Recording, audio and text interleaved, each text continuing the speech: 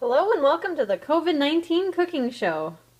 I'm your host, and today I'll be devoting this cooking show to the administrative professionals Terry and Michelle, who I very much enjoy working with.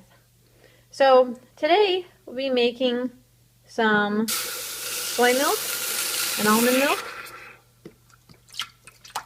in what I will call my modified chai tea.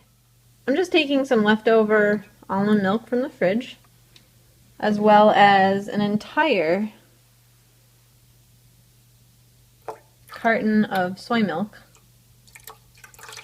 And this is vanilla soy milk. This one is sweetened, but the almond milk is unsweetened. It doesn't really matter.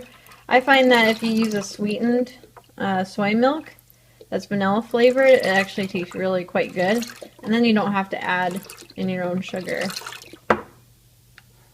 What you'll want to do is put in the ingredients right away.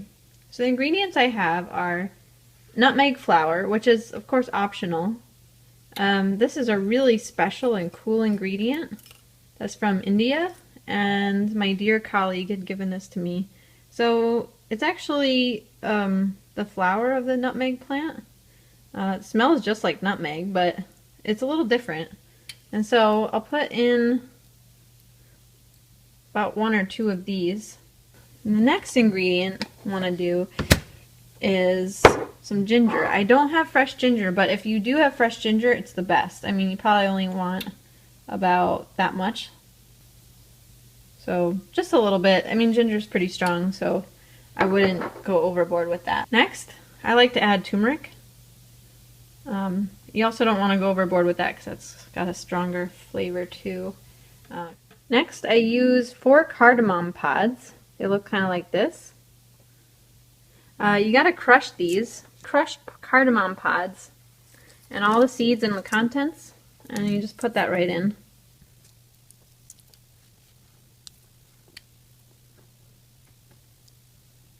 Next, you'll want to take some fresh ground nutmeg.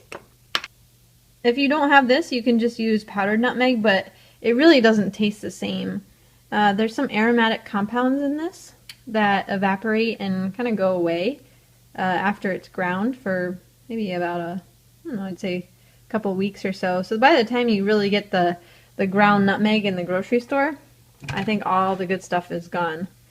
So you can use a microplaner, or if you are able to use a knife and just kind of scrape off some of this, that I guess could do, but microplaners are really awesome.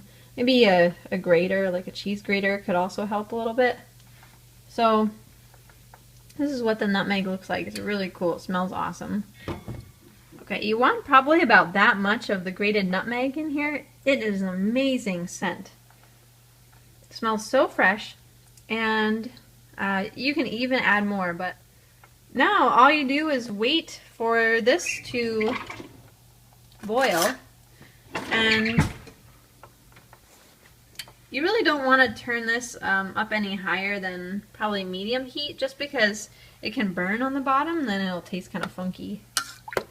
So just stir everything in. Make sure that all the nutmeg has been submerged. So usually the nutmeg will float on the top, so try to push it down. Make sure it soaks into the soy milk. Alright, so now we let it boil. Now that your chai tea is steaming or boiling, that's good enough. So some will argue that it needs to be boiling, but I think steaming is heated enough for me. So what I do is take some loose leaf tea, and if you don't have loose leaf tea, you can just rip open a black tea bag of sorts. This is green tea, but traditionally this is made with black tea.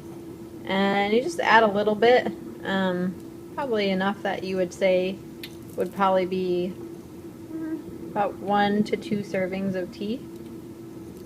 Okay, so that's probably about all the loose leaf tea that I would drink in a day. This stuff is really, really tasty, so be prepared to drink the entire thing. So I would suggest only having enough caffeine for just 1 to 2 servings, and that's it. Steep the tea for 3 to 5 minutes at the same medium temperature. So after we strain the tea, this is what it looks like. It's very smooth. You can see that you'll get a little bit of the nutmeg pieces, but that's what makes this really, really yummy. A cup for Terry, a cup for Michelle, and a cup for myself. I wish we were all together, but I know we'll see each other again soon. Can't wait to see you guys.